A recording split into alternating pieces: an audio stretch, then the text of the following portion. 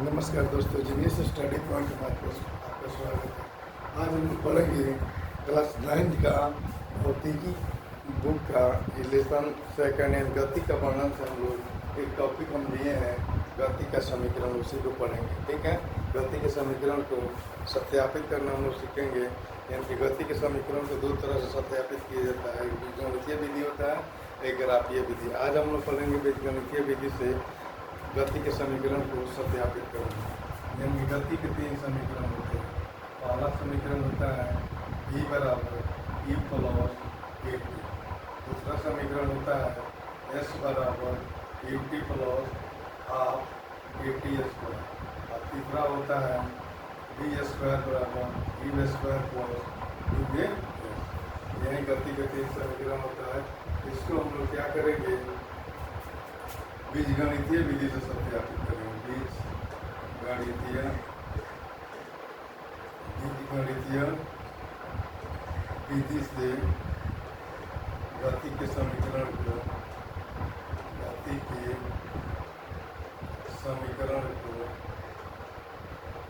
सत्यापित करेंगे। ठीक है, सबसे पहले हम लोग चलते हैं पहले समीकरण को लेकर B बराबर E प्लस AT को हम लोग कैसे सत्यापित करेंगे। हम लोग जानते हैं कि B बराबर क्या होता है, अंतिम वेग, E बराबर प्रारंभिक वेग, E बराबर कोण और B बराबर समय, जहाँ S बराबर दूरी होता है। ठीक है, इसको हम लोग सत्यापित करेंगे। पहले समीकरण को सत्यापित करना है, यानी कि B बराबर E प्लस AT को सत्यापित करना है। ठीक है, सबसे पहले हम मान लीजिए कोई भी वस्तु जो चलने वाला गतिशील वस्तु होता है या चलता है, तो प्रारंभ में उसका वेग अलग होता है, फिर लास्ट में उसका वेग अलग हो जाता है। हम लोग क्या करते हैं, मान लेते हैं कि किसी वस्तु का प्रारंभिक वेग E और अंतिम वेग V है।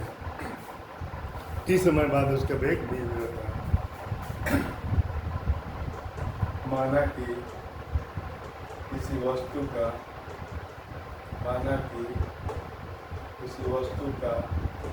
प्रारंभिक वेग U तथा t समय बाद उसका वेग V हो जाता है।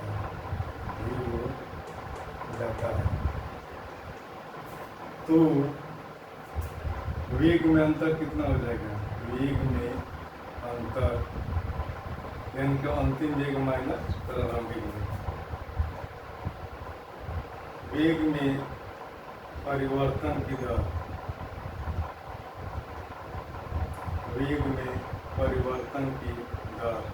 बराबर V माइनस E बटा T। अब वेग में परिवर्तन की दर को हम क्या कहते हैं, E कहते हैं। E बराबर V minus E by T। Cross multiply कर देंगे, E और T में गुणा कर देंगे तो ये T बराबर V माइनस E, V को इधर रख देंगे तो V बराबर E प्लस T। अगला समीकरण हम लोग का सत्यापित। ठीक है, इस तरह से हम लोग क्या कर सकते हैं, पहले समीकरण को सत्यापित कर सकते हैं। ठीक है, अब चलते हैं हम लोग दूसरे समीकरण को सत्यापित करेंगे। तो इधर कर देते हैं।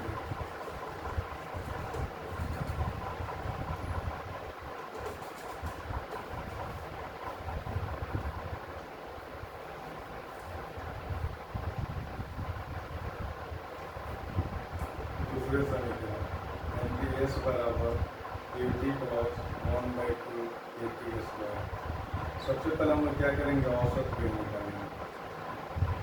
औसत वेग बराबर क्या हो जाएगा, प्रारंभिक वेग प्लस अंतिम वेग बटा 2। हम जानते हैं औसत कैसे निकालते हैं, जैसे 2, 4, 6, 8 का औसत निकालना है, सबको हम लोग क्या कर देते हैं, जोड़ देते हैं, जितनी संख्या होता है उतना से आगे दे देते हैं। उसी तरह से वेग दो तरह का, अंतिम प्रारंभिक वेग और अंतिम वेग, दोनों को जोड़ देंगे। राशि कितनी है, V को 2 से भाग देंगे। औसत वेग को हम कैसे दिखाते हैं, V से, यानी कि V पर औसत वेग बराबर V प्लस V बाई 2। अब हम चलते हैं, जो दूरी निकालना है, तो दूरी बराबर क्या होता है, दूरी बराबर औसत वेग समय होता है। दूरी पेज से दिखाते हैं। एस बराबर औसत v बराबर v प्लस v/2 वर्ग समय t, या एस बराबर u प्लस v का मान क्या होता है, u प्लस टी बटा 2 गुणा टी।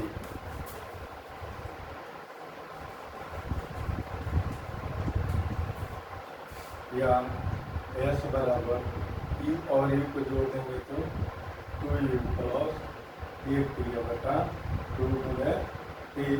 अब इसको समान टी नोमिनेटर में बदल देते हैं तो 2u बटा 2 प्लस 8t बटा 2 गुणा टी। 2 से 2 कट जाएगा, ये टी होल में है इसका। एस बराबर u plus 8t/2 into T.